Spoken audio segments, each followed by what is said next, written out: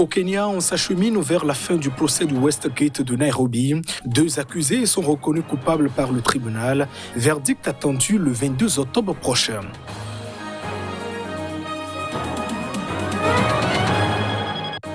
En Côte d'Ivoire, les craintes des violences électorales s'accentuent à l'approche du 31 octobre. La plateforme, puis son syndicat a appelé au report du scrutin. Ses responsables parlent de la préservation de la paix. Et puis, en Tunisie, la société civile tente de faire barrage au vote d'une loi controversée. Le texte protège les forces de l'ordre et menace les libertés. La manifestation s'est tenue devant le Parlement.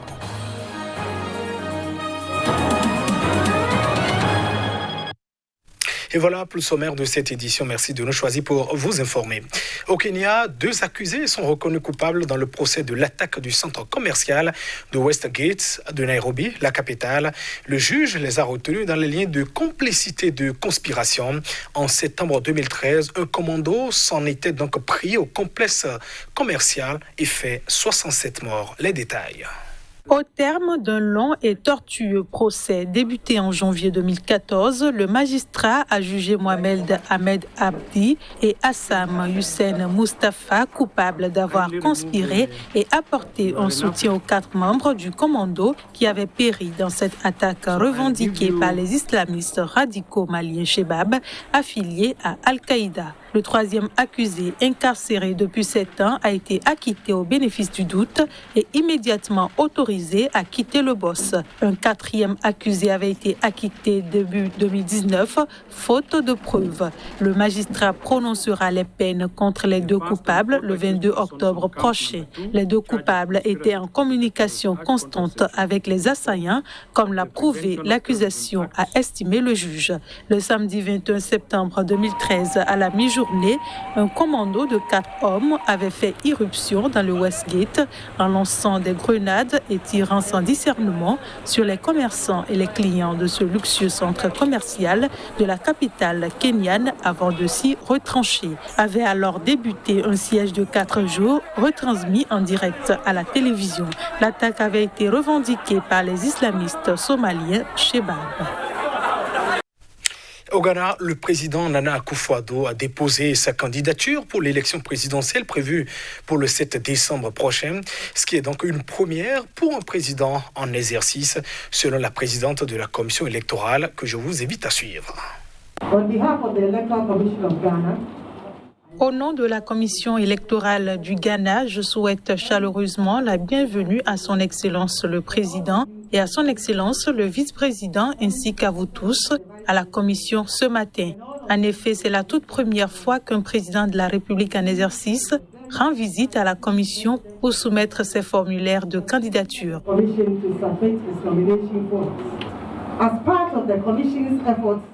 Dans le cadre des efforts de la Commission pour garantir un processus transparent, crédible, équitable mais responsable, la Commission a élaboré une liste de contrôles détaillés qui explique les critères que les candidats à la présidence doivent satisfaire comme le prescrit la loi.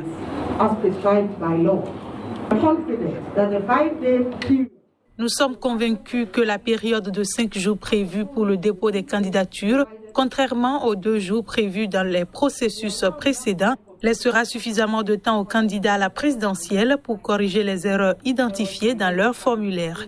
Nous pensons que cela permettra d'éliminer la tension et la rancœur qui caractérisaient les processus d'investiture précédents. Dans un discours prononcé ce lundi, le chef de file de l'opposition guinéenne Cellou Dalein Diallo s'est posé en réconciliateur. En campagne pour la présidentielle prévue pour le 18 octobre prochain, le candidat a entamé une tournée dans le pays, d'abord en Guinée forestière, puis en Haute-Guinée, avant le Fouta-Djallon, fief traditionnel du parti au pouvoir, et la Basse-Guinée, avant de quitter Conakry, la capitale. Cellou Dalein Diallo a accusé son principal rival, le président sortant Alpha Condé, candidat à un 3e mandat controversé, d'avoir divisé les Guinéens et puis les Guinéennes. La crainte de violences électorales meurtrières est forte en Côte d'Ivoire. C'est la conviction de la plateforme nationale. Ce grand syndicat invite les autorités ivoiriennes à reporter l'élection présidentielle prévue pour le 31 octobre prochain. Reportage. La plateforme nationale est un grand syndicat ivoirien regroupant une cinquantaine d'organisations des secteurs publics et privés. Elle demande un report de l'élection présidentielle du 31 octobre. La fêtière parle de risques élevés des violences post-électorales. Nous sommes favorables pour un report de ces présidentielles. La plateforme nationale exige de la classe politique ivoirienne et particulièrement du pouvoir en place l'organisation d'assises nationale pour déterminer de façon consensuelle les conditions d'une élection démocratique et apaisée, a déclaré son président Théodore Nyanya Zadi lors d'une conférence de presse. Si l'organisation d'une telle rencontre dont l'objectif est de sauver des vies commande un report des élections, alors il ne faut guère s'attacher au fétichisme des dates, a poursuivi Zadi, dont la plateforme fut à l'origine d'une longue grève des fonctionnaires qui avait paralysé pendant de longues semaines l'administration publique du pays en 2017. Une quinzaine de personnes sont mortes en août dans des violences survenues dans le sillage de l'annonce de la candidature controversée du président Ouattara à un troisième mandat. Le premier conseil des ministres du nouveau gouvernement de transition au Mali, dans lequel les membres de la junte ont obtenu des postes stratégiques, s'est tenu à Bamako, présidé par le nouveau premier ministre Mokhtar Ouane. Détail. Nous voici réunis en ce premier conseil de cabinet du gouvernement de transition. À cet égard, je crois utile de rappeler ici très succinctement les grands axes de l'action gouvernementale durant les 18 mois de transition et les principes directeurs sur lesquels cette action sera fondée. Notre premier devoir face aux défis d'ordre sécuritaire, politique, économique et social auxquels notre pays est confronté aujourd'hui réside dans l'engagement sans faille de chacune et chacun d'entre nous, et ce, à tout moment. En Tunisie, les membres de la société civile ont manifesté devant le Parlement à Tunis, la capitale, pour appeler les députés à rejeter un projet de test controversé visant donc à protéger les forces de l'ordre et qui menace aussi les libertés. Des dizaines de manifestants d'ONG tunisiennes et internationales se sont mobilisés mardi dans le cadre de la campagne Haseboum, qui signifie poursuivez-les en justice, contre un projet de loi qui garantit la protection des agents des forces armées, policiers, militaires et douaniers contre les agressions menaçant leur sécurité et leur vie afin de garantir la stabilité de la société tout entière. Selon ces organisations de la société civile, ces textes de 15 articles menacent toujours les droits et libertés des citoyens malgré les amendements dont le texte a fait l'objet sous la pression de la société civile. Proposé en 2015 et transmis au Parlement peu après l'attaque djihadiste contre le musée du Bardo à Tunis qui avait fait 22 morts, dont un policier tunisien, le projet prévoit des sanctions contre les agressions à l'encontre des agents des forces armées et retire toute responsabilité à un agent dans l'exercice de ses fonctions, surtout quand il se trouve en situation de danger. Nous sommes opposés à cette loi contre les agressions contre les forces de l'ordre qui est devenue la loi de protection de la police et de la douane. Pour nous, cette loi est abusive contre les droits et libertés. Nous sommes contre cette loi. Nous nous sommes rassemblés aujourd'hui et nous allons essayer d'empêcher le vote de cette loi. Nous sommes contre un État policier et pour un État démocratique qui garantit les libertés et les droits. Dans un communiqué commun, 23 ONG tunisiennes et internationales comme la Ligue tunisienne des droits de l'homme, Avocats sans frontières et l'Organisation mondiale contre la torture ont condamné la tentative d'adopter ce projet de loi quelques mois avant le 10e anniversaire de la Révolution. Lundi, Amnesty International a appelé dans un communiqué les parlementaires tunisiens à rejeter un projet de loi qui renforcerait l'impunité des forces de sécurité et les protégerait de toute responsabilité pénale pour l'utilisation de la force meurtrière pour protéger les bâtiments de sécurité.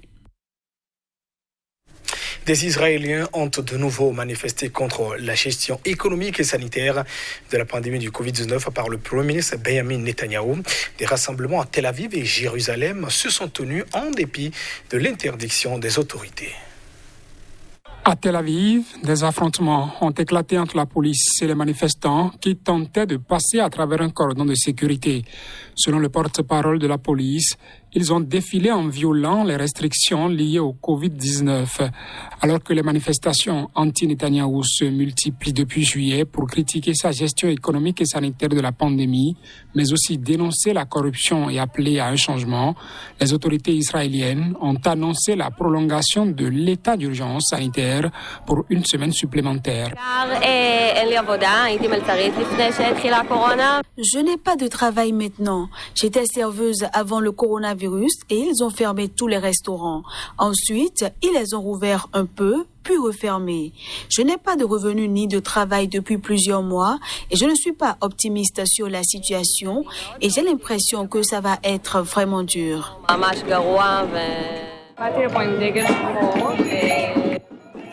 Je suis venue ici avec un drapeau noir pour manifester contre la situation dans laquelle on est et la peur qu'il n'y ait bientôt plus de démocratie ici avec des décisions politiques irrationnelles.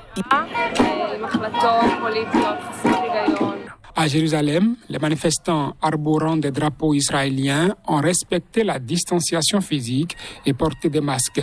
La semaine dernière, le Parlement israélien a approuvé une loi restreignant les rassemblements lors du reconfinement.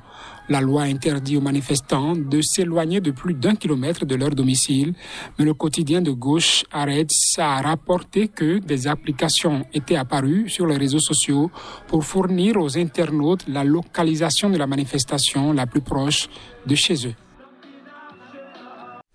Mesdames, Messieurs, ainsi se referme cette édition. Merci de votre attention. Au revoir.